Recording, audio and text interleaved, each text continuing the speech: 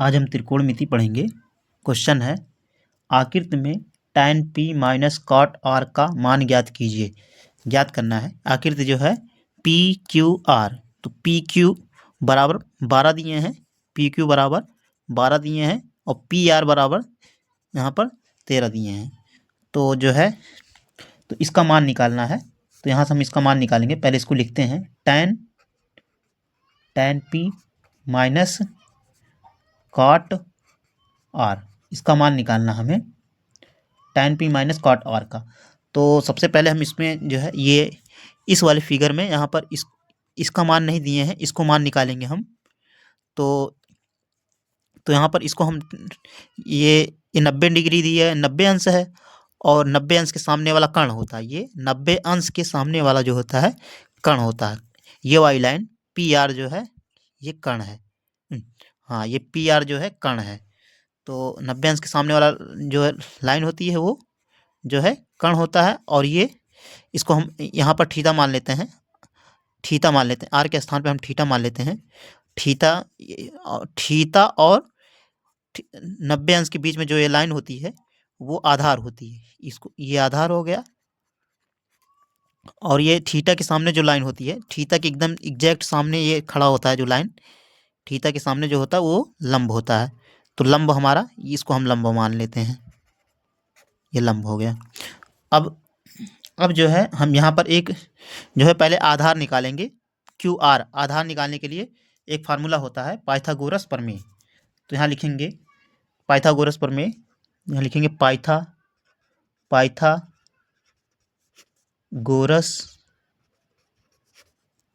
प्रमेय, पाइथागोरस प्रमेय। अब पाइथागोरस प्रमेय का फार्मूला क्या होता है? फार्मूला होता है कर्ण का स्क्वायर बराबर, कर्ण का स्क्वायर बराबर, ये वाला कर्ण का स्क्वायर बराबर लंब का स्क्वायर, कर्ण का स्क्वायर बराबर लंब का स्क्वायर प्लस आधार का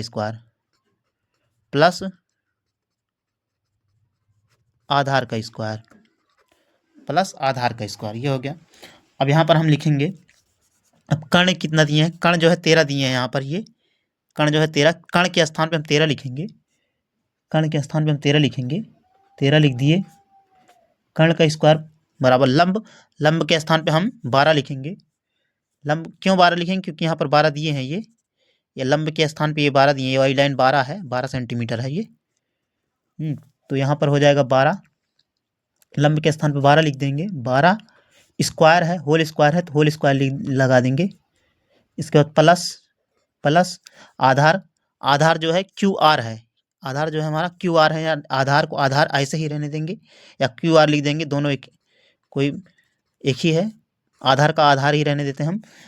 अब जो है यहाँ पर हम अब यहाँ पर 13 का स्क्वायर लिखेंगे। 13 का स्क्वायर मतलब 13 का स्क्वायर होगा 169।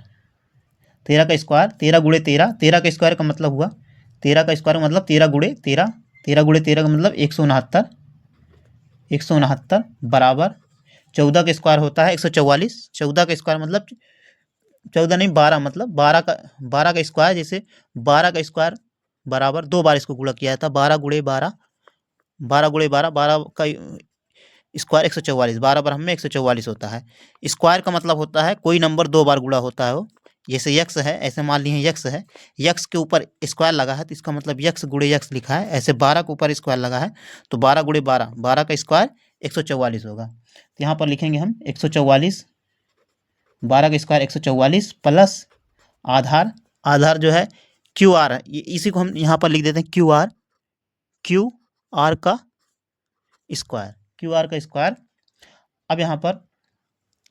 अब यहाँ पर जो है 144 को इधर ट्रांसफर करेंगे, 169 पहले लिखेंगे, 169 माइनस इधर लेके आएंगे 144 को, माइनस में हो जाएगा माइनस 144 हो जाएगा, माइनस 144 बराबर क्यू आर बच गया। यहाँ पर क्यू आर का स्क्वायर। क्यों यहाँ पर माइनस हो गया? क्योंकि यहाँ पर इसको कोई भी नंबर को ट्रांसफर करने पर प्लस होता है तो माइनस हो जाता है, अगर माइनस होता है तो प्लस हो जाता है। तो यहाँ पर इसके सामने प्लस है, इधर लेके आएंगे माइनस में हो जाएगा। अब 169 में से 44 घटा देंगे, 4 में से 9 घटेगा, 5 आ जाएगा। फिर 4 में से देखो हाँ, फिर 6 में से 4 घटाएंगे 2 आ जाएगा, मतलब 169 में से 144 घटाएंगे 25 आ जाएगा, बराबर क्यू आर का स्क्वायर, क्यू आर का स्क्वायर। ये हो गया। अगर हम स्क्वायर हटाएंगे, कभी भी कोई नंबर के ऊपर से स्क्वायर हटाते हैं तो अंडर रूट लग जाता है, तो ये हो जाएगा इसके 25 के ऊपर स्क्वायर अंडर रूट हो जाएगा, 25 बराबर Q R, Q R, Q R, Q R से ऊपर इस स्क्वायर हटा दिए, यहाँ पर अंडर रूट लग जाएगा, अंडर रूट हो गया। ये हो गया। अब 25 को हम लिखेंगे, 25 को लिख सकते हैं 5 गुणे 5, या 25 जो है 5 का स्क्वायर होता है, 25 जो है 5 का स्क्वायर होता है, बराबर क्यू आर, 25 का स्क्वायर 5 का स्क्वायर होता है, स्क्वायर से अंडर रूट कट जाता है, कभी भी स्क्वायर का ऐसे होता है, जैसे हम यहाँ पर मान लेते हैं, जैसे 5 का स्क्वायर है, 5 का स्क्वायर हो गया, या अंडर रूट से 5 से काट देंगे, या तो इसको हम 5 गुणे 5 लिखते हैं। अगर ये दोनों कोई नंबर अंडर रूट के अंदर 2 बार होता है, 2 बार होता है, तो ये इसको हम एक ही बार लिखते हैं 5, तो यहाँ पर ये स्क्वायर का मतलब 2 बार है, 5 ऐसे 5 गुणे 5 2 बार है, तो यहाँ पर हम क्यू आर बराबर यहाँ 5 एक ही बार लिखेंगे, 5 बराबर क्यू आर, तो अब इसको हम क्यू आर सीधा करके लिख देते हैं, क्यू आर बराबर 5, यहाँ सीधा करके हम लिखेंगे क्यू आर बराबर 5, यहाँ आधार जो है 5 निकल गया, हमारा आधार जो है 5 निकल गया, आधार जो है 5 निकल गया, ये क्यू आर की वैल्यू। अब इसमें क्या निकालना था, सॉल्व क्या करना है, tan p बराबर यहाँ पर लिखते हैं इसको, जो निकालना है tan, यहाँ पर लिखते हैं हम यहाँ पर लिखते हैं, देखो जो निकालना है उसको हम लिखते हैं, ये जो है tan p बराबर यहाँ पर लिखे हैं, यहाँ पर tan p minus cot r, इसी का मान निकालना है। तो यहाँ पर tan p जो है, अगर हम यहाँ पर p ये है ऐसे, यहाँ पर tan p जैसे हम निकालेंगे, यहाँ पर हम निकाल देते हैं अलग से, tan p बराबर tan थीटा बराबर लंब बटा आधार होता है, तो यहाँ पर लंब बटा आधार होता है। तो यहाँ पर जो है, अगर हम यहाँ पर p को जो है यहाँ पर थीटा मानेंगे, क्योंकि यहाँ जो होता है उसी थीटा माना जाता है, tan p बराबर होता है लंब बटा आधार, तो यहाँ पर पहले हम यहाँ पर लिख देते हैं लंब बटा आधार,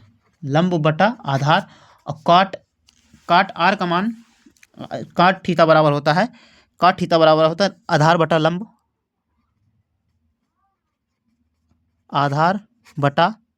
लंब, ये फार्मूला होता है। अब यहाँ पर हम लिखेंगे इसकी दोनों की वैल्यू जो है, देखो यहाँ पर हम लिखेंगे tan p, यहाँ पर थीटा मान लेते हैं, थीटा के सामने वाला हमेशा थीटा के सामने वाला लंब होता है, थीटा के सामने वाला, इसको हम थीटा मान ले रहे हैं। क्यों थीटा मान रहे हैं, क्योंकि यहाँ पर p जो कोण यहाँ दिया रहता है उसी को माना जाता है, तो थीटा के सामने वाला हमेशा लंब होता है, ये थीटा के सामने वाला लंब होगा, लंब जो है 5 है, तो यहाँ इसके स्थान पर हम 5 लिखेंगे, यहाँ पर हम 5 लिख देंगे, 5 लिख दिए।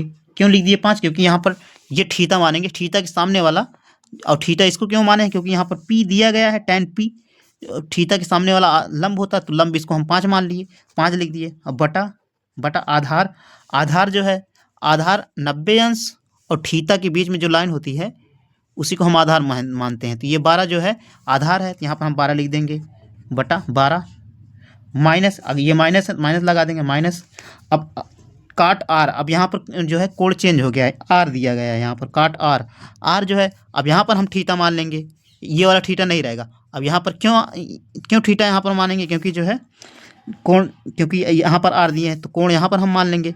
तो अभी बताएं कि कोण के सामने वाला जो है लंब होता है, अब ये वाला लंब हो जाएगा, अब ये लंब हो जाएगा, तो इसको ये लंब हो गया, और आधार जो है 90 अंश और आधार के बीच में जो लाइन होती है वो जो है वो होता है आधार, तो आधार हम 5 लिखेंगे, तो यहाँ पर हम 5 लिख दिए बटा लंब जो है 12 है, तो 12 लिख देंगे हम यहाँ 12, ये हो गया। अब जो है, अब यहाँ से एलसीएम ले लेंगे हम, ये हो गया।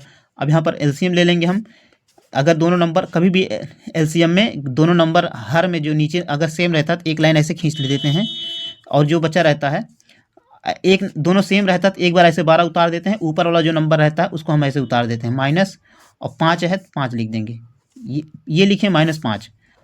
अब जो है 0 में से 0 घटा देंगे, 0 बटा 0 हो जाएगा, तो यहाँ 0 का अगर किसी भी नंबर से भाग देते हैं तो 0 हो जाता है, ये हो जाएगा आंसर, इसका आंसर 0 हो जाएगा। या तो ये प्लस में है, ये माइनस में, कट जाएगा दोनों तब भी 0 आ जाता, अगर ये दोनों हम काट देंगे तब भी यहाँ पर 0 आ जाएगा प्लस माइनस में। जैसे मान लेते हैं, जैसे +2 है और -2, 2 में से 2 घटाएंगे 2 में से 2 घटाएंगे 0 हो जाएगा। तो उसी तरह ये भी है, प्लस में माइनस में, चाहे एलसीएम लेके समझो, चाहे जो है ये माइनस में से काट, माइनस प्लस काट दिए 0 आ जाएगा, ये आंसर हो जाएगा हमारा।